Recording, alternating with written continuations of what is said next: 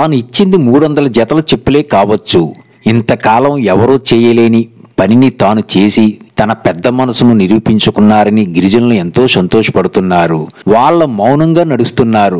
దారుల మీదుగా గుట్టల వెంట రాళ్ల మధ్యగా కాళ్లకు చెప్పులు లేకుండా మనం చూసే ఉంటాం. ఇంకా అనేక మంది కూడా చూసే ఉంటారు.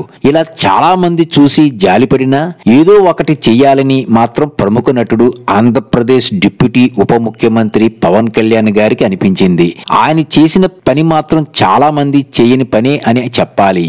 అందరికీ కనిపించింది గిరిజనుల పాదాల నొప్పి, కానీ పవన్ కళ్యాణ్ గారికి కనిపించింది ఆ నొప్పిని తగ్గించాలన్న బాధ్యత. ఒక రాజకీయ నేత అధికారంలో ఉన్నప్పుడు ప్రభుత్వ యంత్రాంగాన్ని ఉపయోగించుకోవచ్చు, కానీ పవన్ కళ్యాణ్ చేసిన పని ఆయన హృదయాన్ని ప్రతిబింబించింది. ఇవాళ ప్రభుత్వం చేసేదాకా వేచి ఉండడం కంటే తానే ముందుగా చేస్తే పోలే అని అనుకుని ముందుగా వ్యక్తిగత సాయానికి పూనుకున్నారు. ఆ పాదాల బాధను పంచుకున్నారు. పవన్ కళ్యాణ్ ఆ మధ్య డిప్యూటీ ముఖ్యమంత్రిగా ఏజెన్సీ ప్రాంతాల్లో పర్యటించారు. ప్రభుత్వ పర్యటనలో భాగంగా ఆయన డుంబ్రిగూడ మండలంలోని పెదపాడు గ్రామానికి వెళ్లారు. అక్కడ గిరిజనులు కాళ్లకు చెప్పులు లేకుండా తిరుగుతున్న దృశ్యం ఆయన్ని కలిచివేసింది.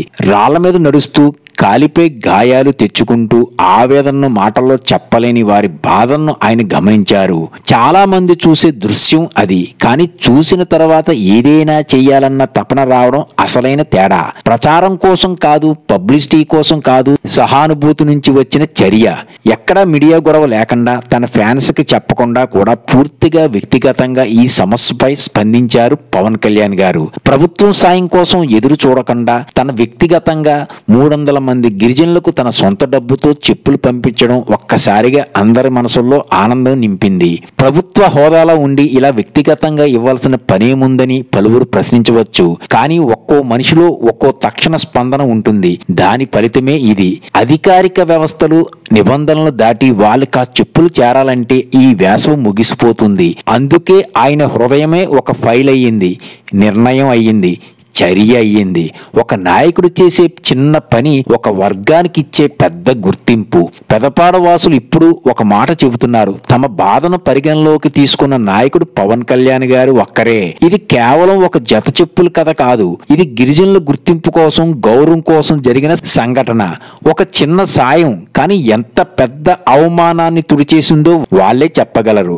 గతంలో గిరిజనులు ఎన్నోసార్లు తిరస్కరణలు ఎదుర్కొన్నారు. వారి జీవితాల గురించి చెబుతుంటే అది వారి జీవన శైలి అని తప్పించి మాట్లాడే నాయకులను చూసిన వారు, కానీ ఎవరో వచ్చి ఇది వారి శైలి కాదు, కేవలం వారికి ఉన్న పరిస్థితి మాత్రమే, దాన్ని మార్చడం మన బాధ్యత అన్నప్పుడు అది మార్పు మొదలవుతుంది. చిరంజీవిలా ప్రజల మధ్యకెళ్లిన పవన్ ఇప్పుడు హృదయాలు గెలుస్తున్నారు. పవన్ కళ్యాణ్ రాజకీయాల్లోకి వచ్చినప్పుడు చాలా మంది అనుకున్నారు ఇది కేవలం సినిమా హోదా నుంచి వచ్చిన మార్గం, కానీ ఇలాంటి సంఘటనలు చూస్తే ఆయన ప్రజల మధ్య వాస్తవ సమస్యలను చూసి స్పందించే నాయకుడిగా మారుతున్నట్టు స్పష్టమవుతుంది. ఇది పబ్లిసిటీ స్టంట్ కాదు, ఇది ప్రభుత్వ వ్యవస్థలపై ఆధారపడకూడదన్న వ్యక్తిగత బాధ్యత భావనకు ప్రతినిధి అని జనసేన కార్యకర్తలు ఈ సందర్భంగా చెప్పారు.